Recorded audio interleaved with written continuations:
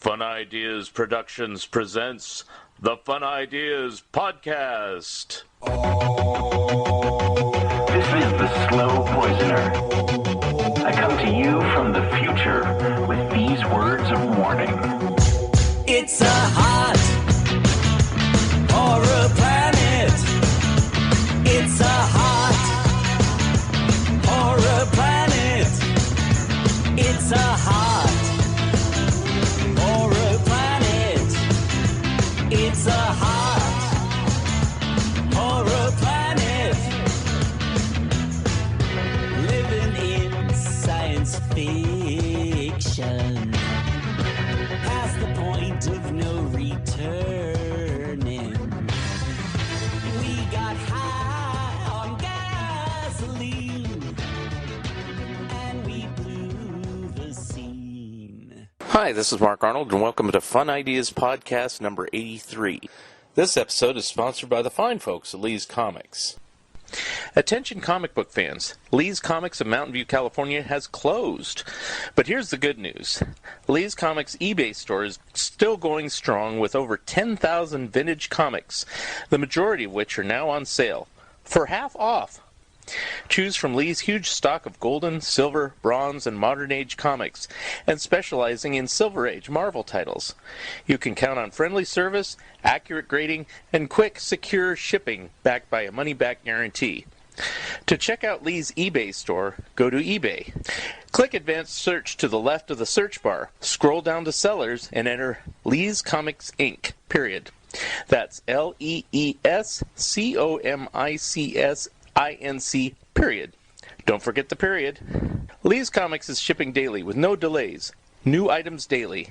Mention the Fun Ideas Podcast and get a free bonus gift. Long title, Looking for the Good Times, Examining the Monkey Song One by One, by Michael A. Ventrella and Mark Arnold. A book that examines each song, gives lots of details about each song, and our own personal opinions. You can find this book on Amazon, Barnes & Nobles, and anywhere where good books are being sold. Our webpage is wordpress.monkeys.com, where you can see many of the songs and give your own opinions of them.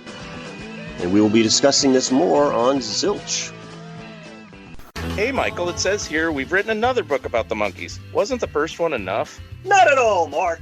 Our original book, Looking for the Good Times, Examining the Monkey Songs One by One, was very successful, but only covered half the story. Which half? The group half. Our new book, Headquartered, A Timeline of the Monkeys' Solo Years, covers the solo half. Who knew the monkeys record so many solo albums? Not only that, but this book covers all of their solo projects, including stage shows, horse racing, running record labels, directing and starring in TV shows and movies, voice acting, and jail. Jail? Did the monkeys go to jail? Ah, you have to read the book to find out. You've sold me. Have you sold them? Who's them? Those people out there listening to this. Well, listen to this. This book has discographies, photos, and other information about the Prefab Four, Mickey, Davey, Peter, and Mike, the Solo Monkeys, plus another nifty cover by Scott Shaw. Wow, he did our last cover. And this one's equally good. Where can you get this masterpiece? Announcer. Announcer? That's me. Get Headquartered, a timeline of the Monkey solo years, written by Michael A. Ventrella and Mark Arnold. Those two guys. It's available in hardback, paperback, or ebook from BearManorMedia.com or from Amazon. Get your copies today. Cool. I'm going to get one today. Well, my summer break has been shorter than I had planned, and now I have another new episode ready. There's no new news on my books at this time, but the others are still available through Amazon and Barnes & Noble, and most through BearManorMedia.com. Our guest today is a movie fan and writer who has written Jesus Loves Movies. Here he is, Phil Strangolagalli. Okay, so on the phone today we have Phil Strangolagalli, and he has written a book today called Jesus Loves Movies. How are you? Hey, how's it going, Mark? Great to be on here. I'm doing well as well. I'm doing well as well, except for my speaking voice today. So you written a book, but we usually start off interviews here with just tell us a little bit about yourself and I guess in your case, how you became a writer, or you can tell us what you normally do in your everyday life. Yeah, absolutely. So my name is Phil Strangolagalli, super long last name. I'm a really passionate person, and I really like, to do a lot of things, whether it's just adventuring into new projects and being creative. I love movies, and a lot of what this book came from, it came from my love for movies, and I went through a really traumatic time in my life, and I started watching all these movies, and I felt like there was a connection between these movies and my life, and I just needed to write about it, honestly. It was a grieving process for me, and then all of a sudden it just turned into a book. That's pretty much that, but there's a lot more for sure. Okay. But yeah. All right, so what do you do in your normal everyday life, vocational?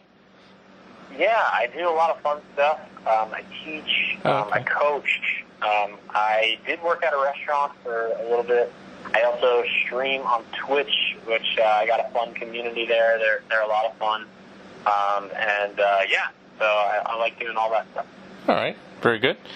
So you already kind of went into it a little bit. What inspired you here to write a book? You were having troubles in your life and everything like that. Did you ever think of writing a book prior to this, or were you always in the back of your mind, I'm going to write about something? I don't know, but...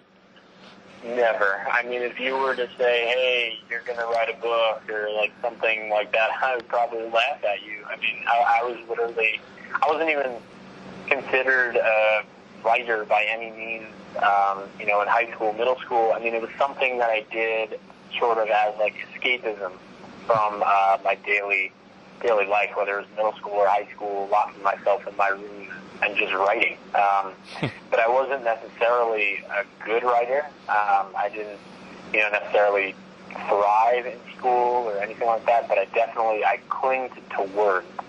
And I really felt like words were therapy for me during one of the darkest times in my life. Mm-hmm. And then why movies? I mean, did you always have a love for movies, or is that kind of a latent interest, or where did that... Yeah, I mean, sure. When I was in high school, there was an instance, I feel like when you're in high school, you just make these radical, spontaneous decisions. And when I was in high school, I went on IMDb and I looked at the top 100 movies of all time, and I made it my due diligence to try to watch every single one of those movies. And I had a notepad and a pen. I would just analyze all these movies because I was just obsessed, and I just wanted to figure out more about movies in that creative medium. I didn't get to watching every 100 of them, but I watched a whole bunch to where they truly impacted my life. I truly believe film is more than just an art form. It's a sanctuary. It's a great safe space to explore, new depths. Definitely. So in this book, I kind of read about it. I have not read your book, but it says you've chosen 30 different films, and I know on the little excerpt I read through on Amazon, 2 of them I'm going to reveal. You'll have to read the book to find the other 28 unless you want to talk about them. But you had Toy Story and Wreck-It Ralph. Both are Pixar movies, both are Disney movies. I was just curious, do the films that you've chosen, do they have a particular theme, or do you kind of go all over the map? What type of films are represented in the book? Yeah, that's a really good question. It goes a lot with what I was going through in one of the darkest times in my life. I felt rejected. I felt alone. I felt like, I wasn't wanted. Just a lot of these deep emotions that I was feeling. And, Woody in Toy Story, he felt alone. He felt rejected. He felt like he wasn't wanted. Like he was replaced by Buzz. Wreck-It Ralph, trying to find his place and be accepted amongst, all of the Icelanders.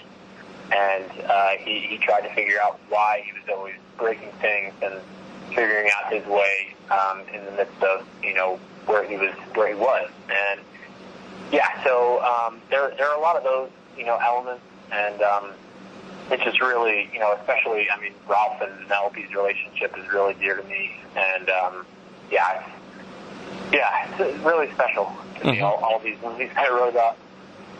Mm-hmm. And so, how since like I said, I haven't read the book. I mean, explain your process. I mean, we'll just use Toy Story since that's the first one I mentioned as an example. So, how does Jesus or religion or spirituality or whatever you want to call it fit into this? I mean, obviously there's good elements in Toy Story, and there's also some negative elements, but that's in every good story. You have to have an antagonist and a protagonist. So what was your thought method going into here, and how do you represent Jesus in your reviews? Sure. So in Toy Story specifically, Woody felt rejected. He felt like he didn't belong, and a lot of it, he was craving attention from Andy, and he had been with Andy and so close to Andy pretty much all of his toy life, right? And, he was Andy's favorite toy. And for Buzz to come into the picture, it was almost like Woody was thrown to the side. And a lot of what I do is I relate, Andy and God, and say, God is your almighty, and God will never leave you. He'll never forsake you. And he's always with you. And, so I did that. Very good. And were you a believer, or did you go to church or anything prior to your dark times, or did you grow up in any sort of religious capacity at all? Yeah, I guess I made a commitment when I was about 16 or 17 years old. I just went through this radical change in my life, and I've been growing ever since. Went to college, met my wife, and she's been a mirror for me in my life. Dealt with a lot of my junk, so to speak, a lot of the stuff that I had gone through in my life, and our relationship has really been a testament to all that in my growth process. So really, this book came from a huge traumatic event that happened to me about 3 years ago, and that's really where this book came from. Mm-hmm. So kind of, I guess the best thing is take us kind of in a little brief timeline. You don't have to go into too much detail, but just was your childhood kind of normal, for lack of a better term, or error-free? I mean, I'll use myself as an example. I grew up in a Christian background. I went to Church of Christ from birth to 16. So, and I just went because my parents went, and it seemed like that's what you did. I didn't question it. I didn't do anything, and, I'd go to Sunday school and learn, the basic stories that every kid learns: Adam and Eve, Noah's Ark, Moses, whatever. And, and I didn't have any sort of resonance with it one way or the other. I mean, everybody says, oh, you should feel this way or that way. I didn't really feel any old way. But, I was presented all these concepts. But by the time I was 16, I kind of had a falling out. I was like, I don't know what I know. I don't know what I believe. My brother was a handful. He still is, even though he's in his 40s now. And slowly over time, my mom stopped going because she said my brother was a handful, so they stopped going to church. Then my dad stopped going. Then my sister stopped going. And I kept going for a couple more years, and then I said, why am I still going? I don't even know what I believe. And so I quit. Right. And then, like you, I had a dark period of time. It wasn't at that time. It was many years later, when I was in my 30s. So I'm 53 now. And I've told this story not publicly, but I guess this is going to be public now. Because I'm not the type of Christian that goes out there and says, you must believe what I believe. I'm not that way at all. But I felt, if Christ exists, reveal yourself to me.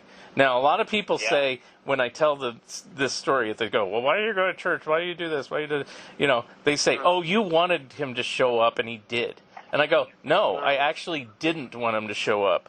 I really didn't want Christ to reveal himself to me at all. Wow. But in my feeling, he did. And, you know, I made a commitment at that time at 36. And so, you know, for the last almost 20 years, you know, it's like I've been back, you know, and nothing's going to shake it. You know, I may stop going to church for a time or two, which I have. Currently I am going, at least remotely. I was going in person until March, but you know, it's like, but I took a time off for a couple years because there were churches that were more interested, without going into too much detail, but you can figure it out, that was recommending you to vote or elect a certain person to being our president. And I said, I don't care who's running for president. I don't want to be told how to vote in a church. And so I had to stop for a while. So anyway, but I still had my faith. I still believe. And eventually I said, I will get back into church. Present church doesn't do any of that stuff. I even had a heart-to-heart with the pastor about it. It's like, if you do anything like this, I'm walking out the door. And he says, no, we don't do anything like that. And I go, good. Yeah. Anyway, so that's my story. I figure, you know, tell me your story. Thanks for sharing. Yeah. Like I said, when I was like 16 years old, you know, it was just a lot of just wanting to be loved, wanting to be accepted, and I really relate to you in that way. I didn't necessarily want Christ, you know, to come, but he did, and he entered my life, and my life, I can't deny it. You know what I'm saying? Mm-hmm. And I totally feel you in regards to things that have been preached from the pulpit that totally shouldn't be preached from the pulpit. Mm-hmm. And a lot of what I've experienced as well, like I wrote about horror movies in my book, and you know, I've heard from the pulpit, oh, you should not watch horror movies, and you know, all this stuff, R-rated movies, and you know, the rock and roll music and all that stuff. And I totally agree with you on that. And in terms of like, you know, politics, there are certain things that I feel like should be talked about and aren't necessarily the best to be talked about. But yeah, there's a lot going into my story for sure. I definitely, a huge part of my story is about 3 years ago. I literally felt like I had belonged in a family of people. It was a specific job that I was in, and my entire career, so to speak, was completely railroaded. And I had felt like what Jesus felt when he was in the Garden of Gethsemane and all of his friends left him. He was going to the cross. I mean, not necessarily to that extent. I wasn't necessarily going to the cross. But I had felt alone and abandoned, and I was literally trying to find some sort of light. To picture it best, I was literally like, you know, some people have, you know, we talked, and they were like, yeah, life threw you a curveball. And I was like, I actually got beamed in the head. Wow. And I was unconscious. You know, that's how it felt. And, yeah, I think that's a big part of my story, because, you know, I feel like pain and trauma and what we go through really draws us closer to God. And, yeah, in our suffering, honestly, it's what draws us closer to God. So. Mm-hmm. Very cool. You kind of gave me an answer, but I was going to say, in the movies you selected, or just in general, have you received any flack or any praise from the movies you selected for the book? Yeah, I received definitely a lot more support, which has been awesome, but you know, there have been those occasional encounters. You know, I was in Georgia. I was doing like a book signing, or a few book signings at Barnes & Noble stores for the holidays, last holiday season. And the days were really cool. I mean, a lot of people came out, and it was really awesome to interact with a lot of people. But Georgia's more of a conservative area, and you know, there were some people that were really grabbing on Most people were really grabbing on to the idea and the approach, that I was taking. But then I had the occasional people that would look at it, they would open it, and then they would look into horror movies, and they would just turn an eye, just not even, care for that. But it's, it's up to people, to each his own, so to speak. Yeah. But, I really try to first and foremost make sure that, I'm not necessarily hearing, what other people are saying, like their negativity towards me, but just taking everything and loving everybody and blessing everybody, no matter what they think, regardless of what they think of my book. Right. The interesting thing about horror movies is there's a lot of famous horror movies, particularly, that do have strong religious elements. I can think of 3 right off the top of my head, like The Exorcist, The Omen, and Dracula. Any version of that. I mean, it's like there's probably some in Frankenstein and other films, but was that what you're trying to go for on the horror elements of having, like, say, the cross, in a Dracula movie or anything like that? Is that what you're trying to look for elements, or are you more abstract on your descriptions? Yeah. So, like the Babadook, for example, I don't know if you've ever seen that film, but it's basically a film about grief. And I feel like horror movies are able to enter those deep places of trauma and grief and loss in such deep ways that other film genres just can't get to. Because, for me personally, I experienced this trauma, and literally there were days, like every single day, I would see specific things that would literally remind me of that event that happened in my life. And it was literally like I was living a horror film. Just that loud violence of just looking and seeing something that reminded me. And, I feel like horror films go into that. They really go into those emotions. They go deep. And honestly, that's the approach, that I really experienced. Jesus literally was sweating blood at the most horrific time of his life. He was about to endure the entire brokenness of the world. And everybody left him, and that's a horrific moment. Like, that's hard, and that's what I've been drawn to, I guess. Now, do you have any obvious films like The Passion of the Christ in your film, in your book? Yeah, so I really tried to take the approach of just looking at our everyday films, and some of the classic ones as well.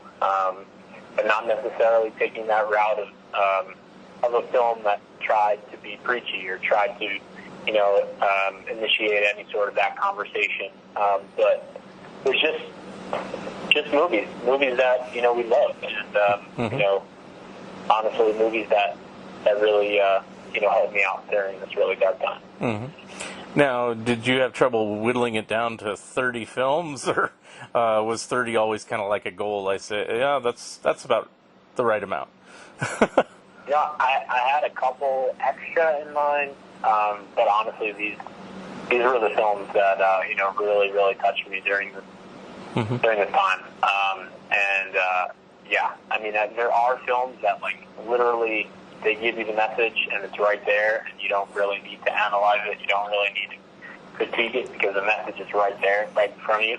But I really felt like there were messages in these films that needed to be articulated. Now, you said you had a couple extra and stuff like that. Is there going to be a sequel in your future? Jesus Loves More movies, or? No, this is literally something that I had to write. This is something that, like, literally was on my heart, and I literally needed to get it out on paper. I can't imagine myself having to write. I don't know. I just don't have that urge to have to write something again, and that's honestly where it came from. A lot of people have asked me that, but that's not something that I'm necessarily thinking about. Understood. You do have to feel it. It's like, I don't know if you know much about my background, but I saw that you've written, and that's awesome. Yeah. I checked out a few of your books. So I do write mainly about comic books and animation. I tend to avoid Jesus and religion, but I won't, totally avoid it if there's something that's necessary. Like I wrote a book about Dennis the Menace, and Hank Ketchum, the creator, was a very God-fearing man. In fact, when he was looking for his replacement, there's a story that he was on the 700 Club, and basically put an APB all points bulletin saying, "Hey, I'm going to retire soon. I need a new guy to do this." And it just so happened that the guy who actually does the dailies currently is this guy named Marcus Hamilton, who happened to be watching the show at the time. So he sent some samples, and one thing led to another. And now he's drawing the dailies, and he had a tough time in his life as well. Right before he was decided to send those samples in to Hank Ketchum, he was literally a greeter at Walmart. He could not find any other job, and he was an artist, but all of his connections over the years just kind of started drying up because magazines don't tend to buy artwork as much as they used to. In fact, magazines have gone away, so, Yeah. But like Time magazine, let's say, let's use that as an example. They used to have paintings on a lot of their covers. Nowadays, they just put a photograph, things like that. So that cuts out an artist's career that way. Right. So that's how I put things in my books. I don't try to preach to anybody, or anything like that. But they're all about comic books and animation. But the interesting thing you said is when you were in high school, you didn't think you were a writer or anything. I didn't think I would ever write books because I didn't like writing in high school. I realized that I didn't like writing because I didn't like what I was writing about. so I can feel you there. It's like if you don't have the inspiration to write about something, it's like it's really hard, And every book that I've done, fortunately, it's something that I've really wanted to do, or if it's an assignment, it's something that I could tackle this. It's very off. I just can't just write about anything, that's hard for me, Yeah, for sure. People say, "Oh, why don't you write about," I can't even think of an example, write about Hanna-Barbera, let's say, for cartoons or something. And it's like, I just see it as a massive undertaking. There's a few other good books out there, and I'd rather have somebody else do it. I'd rather read a book than write a book about that, for example, Yeah, being passionate about it is where it's at, for sure. But, so that's why I was kind of curious, now, when you were writing this book, did you have an editor or any sort of person helping you write it or anything like that? That's kind of I had a lot of people look at it, for sure. When it was like in the proofing kind of stage. My wife really helped me out. She was even doing grad school at the time, and she was doing some descriptive editing here and there. I also had another grammatical editor, and then another grammatical editor. The editing process was pretty grueling for me, but it was fun, and we came out with a fun book. So it was good. Now, did you have a publisher, or did you self-publish it? Yeah, so originally I did have a publisher, and we talked about it for a while. We were going back and forth and all this stuff, and then eventually we just came to a conclusion. He was kind of like a small publishing company, but he's a great guy, and but he was moving at the time, and he just was juggling a lot of things around, and I wanted to release the book.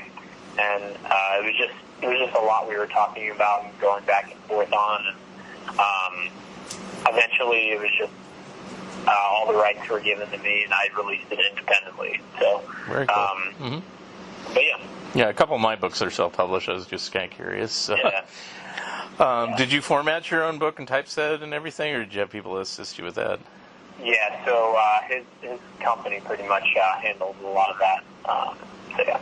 Oh, okay. Like the outside, the inside, all that. Mm-hmm. Yeah. And I noticed you've done a lot of other like podcasts and appearances.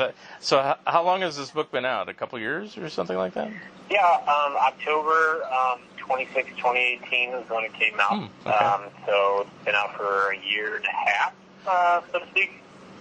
Maybe a little bit more than that. But yeah, it's been fun. I've been connecting with some people. I've had some people, they have the book and they send me like these letters, and I'm like, I can't even believe this person would like send me a letter back, or these people would contact me about the book and all that stuff. And it's been really overwhelming, and honestly, it's been feeling like redemption through what I've been through. But yeah, it's been awesome. It's been a great time. Have people been relaying like similar stories to your own, saying that happened to me, or that's one of my movies, and that this is how I feel about it, or anything like that? Yeah.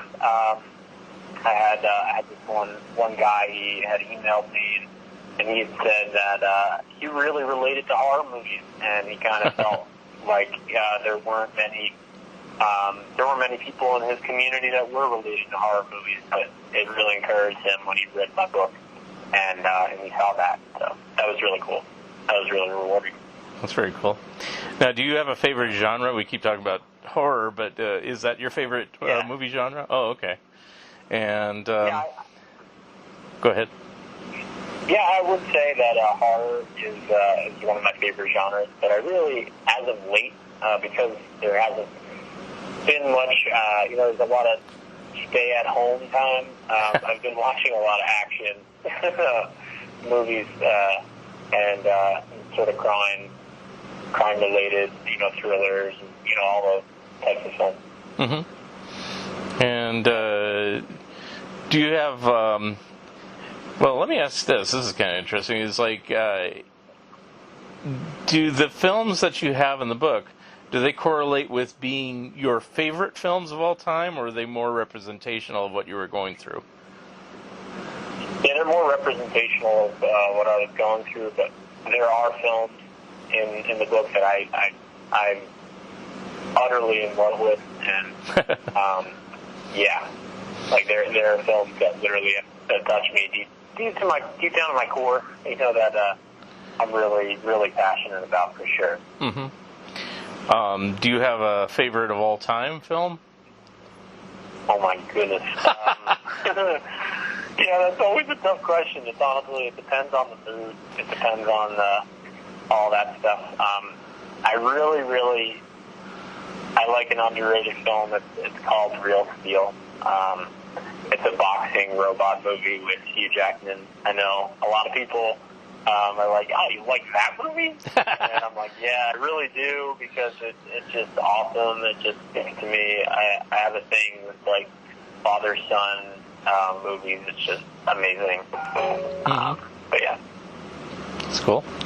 I think in my case, it was difficult whittling it down to one, but eventually I did. But I used to kind of keep this kind of like ongoing top 10 of just like, okay, I like this film, I like this film, and I'd have things on it like Dumbo, the original cartoon, right. And I can't even think all the different ones, but ultimately it whittled down to my favorite film has been for a number of years, even before it became like a cult classic, is Willy Wonka and the Chocolate Factory.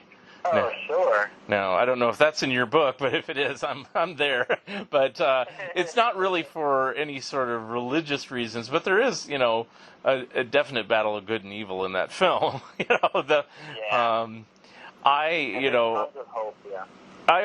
always resonated with me just because, I felt like, it's like Charlie wants to have a chance to a better life, and it's like, and it's like, he's just like, where's my share? Where is it for me? And he's all frustrated and everything. And of course, happy ending, but it's not an easy happy ending, and that's why I love it so much. It's like everybody says, oh, when he gets the golden ticket, his life is perfect. And it's like, no, he has to go through the entire chocolate factory, and even then he didn't even know if he was going to get anything out of it, you know. So for sure. That's there are a lot of layers in that movie for sure. I mean, there's just a lot of hope. It's almost like unstoppable hope that Charlie has, like throughout the whole movie. Like it's just unstoppable hope. right. There's so many layers to that movie. Great movie. So that's the type of movie I like. But, you know, people will go, wow, there's better made films. Of course there's better made films. Of course there's possibly better scripted films. I mean, you know, I'll even say there's musicals that have better songs sometimes. But it's like, that's just the one, you know, because I was one of the few who actually saw it in the theater when it first came out. I was 4 years old. So, and then before it had like this resurgence, because now it's kind of this cult classic, it just it was just kind of lost for a number of years. And, you know, I didn't know the reason why. Years later, I found out why, as it changed distributors. Originally, it was put out by Paramount, and then later by Warner Brothers, who owns it now. But there was a long dry spell where you couldn't see it anywhere. It wasn't on video. It wasn't on HBO or Showtime or any of those services. Wow. And I remember one time, so it came out in 71, and one time it was like 81 or 82. They weren't even showing it on regular TV anymore. A theater that was about 40 miles away was playing it one day on the weekend, and I said, ooh, Willy Wonka, you know, and it's like I hadn't seen it in years, so I didn't even know if I liked it or not. But my brother had never seen it, you know, the same one who was a handful, but he was a lot younger than me, and so we drove, you know, it seems like a long way then, you know, it really wasn't 40 miles, but still, you know, just to go to a movie, you know, and my mom took us, and we went to it, and that was it. I was in love with that film. I said, ooh, this is my film. And this is before it became the real cult classic, and then now, you know, everybody's seen it, and it's easy to find, but I always thought, that's my movie. It's so good, and I feel like movies just really, the movies that we really like, just really resonate with us. You know, they're able to bring out emotion, they're able to bring out like this creativeness that you see, and you're just almost ignited, like your soul is ignited. And that's why I really feel like movies are way more than, you know, just an art. You know, they're way more. Well, if it's a good movie with a good director that has a passion for the script, or better still, if he's written the script as well, if they do it right, it'll show on screen. And you know, those are the directors we tend to revere. You know, be it Hitchcock or Kubrick or Spielberg or whatever. You know, it's like, if they can translate that emotion to the screen that they're feeling, you know, and it has to be something just like our books here that we're talking about, that you have to be personally passionate about or invested in, or it just kind of falls flat. I don't know if you listen to any other podcasts, but I literally listened to Gilbert Gottfried's podcast today because I like him. But he has a lot of people that work in the movies and stuff, and he interviewed director Michael Lehman, who's done movies like Heathers and let's see, what was another one he did? Hudson Hawk, which is not considered one of the best movies in the world, but you know, he's done a few films, and but he worked for Francis Ford Coppola for a time, and the interesting thing he said was that Coppola didn't feel that Godfather was his best work, but that's what he's going to be known for the rest of his life. And I can see his point, because you know, he kind of did it sort of as a work for hire thing, not completely, but you know what I mean. He was more passionate about things like The Conversation, if you've ever seen that film, you know, and Apocalypse Now and things like that, you know. And but he's not necessarily going to be remembered for that when he passes, you know. It's like, it's the director of the Godfather films passed away, you know, whatever, you know. But he says, hey, it's good to be remembered, you know. So, you know, and you kind of have to accept that in life, I guess, you know, as well, you know. It's like, but Let's see, what other questions did I write down here? Let's see.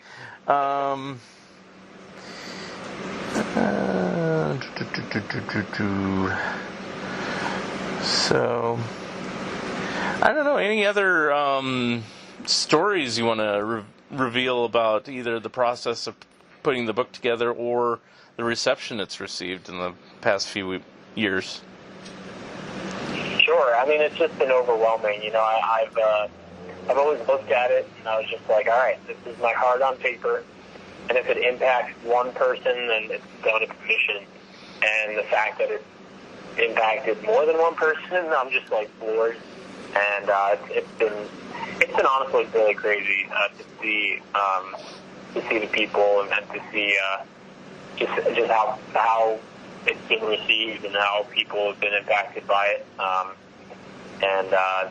Yeah, it's literally that. And I just want to encourage, anybody that if you're going through a rough time, if you're going through anything, figure out a way to just use some sort of creativity as therapy for you during a dark time in your life. So that way you can get it out. So that way you can fill it out, so to speak. Yep. But yeah, that's something that's on my heart for sure. That's very good advice, yes. I always tell people that. It's like if you have troubles, even if you're not a writer, take out a sheet of paper and write down what you're feeling. Even if you're just writing words, just anger, pissed off or frustrated or suicidal, whatever. Just write it out and, try to figure out, what emotions you're feeling and why, and try to, feel them in a constructive way and utilize it in a constructive way. Hopefully a creative way, but that's everyone's individual writing, destiny. painting, anything to get it out. Right. Yeah. So I assume your book's in different formats, or is it just a paperback, or what formats is it? It's paperback, it's ebook, and it's audiobook as well. Oh, wow, okay. Did you narrate it? I did not. Oh. I got Bob Dunsworth. He's a professional voice actor. He's an awesome guy. Okay. He's done stuff on like Drake and Josh, and Transformers, and all that. He's got the movie voice for sure. He's got the welcome to the theater. That type of voice. He really has that type of voice. And how can people get a hold of the book or a hold of you? Yeah, so you go to JesusLovesMovies.com. You can click the shop button, and you'll get a signed copy of Jesus Loves Movies. But yeah, it's all over. It's on Audible, and Okay. pretty much it. And I did see, because I looked at your website, you actually have a shirts for sale that have Jesus sitting with the remote in front of the Popcorn, with the popcorn or something like that in the movie theater. Okay, that's cool. Yeah, it's fun. All right. Well, it's been a pleasure talking with you today. Did you have any final thoughts or anything else you'd like to impart? New projects or anything? Awesome. Okay, thank you. Awesome. I appreciate this, and this is awesome to just talk with you and just share in similar passions and creativity and all that. So it's really awesome talking with you. 2020 was the first time kids asked, "But why?" And we didn't have an answer. As the world scrambled to fight COVID-19, the mental health of our youngest generation has been overlooked. Wanting to change this, we have created Monster Dance, the first multimedia picture book for children about life in the time of the pandemic, and give families the opportunity to provide an uplifting tale for the little ones in their lives. For this, we've assembled the mightiest of teams. Beloved illustrator Guy Gilchrist, author and Madeline Editions founder Eva Liu, physician and co-founder of Donate PPE, Dr. Karen Tsai, and acclaimed actor, and on this occasion, your narrator, Dennis O'Hare. Monster Dance follows Maurice, an endearingly melodramatic dog, and Charlie, an artistic little girl, as they grapple with a world that's suddenly gone topsy-turvy. Available through Kickstarter as both a hard copy book and an enhanced ebook, Monster Dance is helping children better understand and overcome their coronavirus fears. Thanks to your support and pledges, we will be donating copies of the book and PPE masks to hospitals around the world.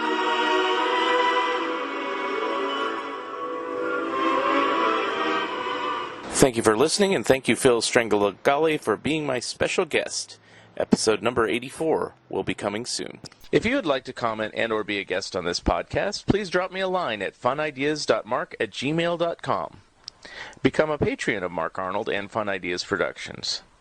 If everyone listening just contributed $1 a month, that would be a tremendous help in continuing the production of my books and this podcast.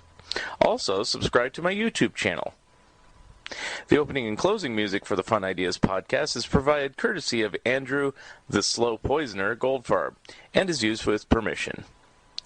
This has been the Fun Ideas podcast.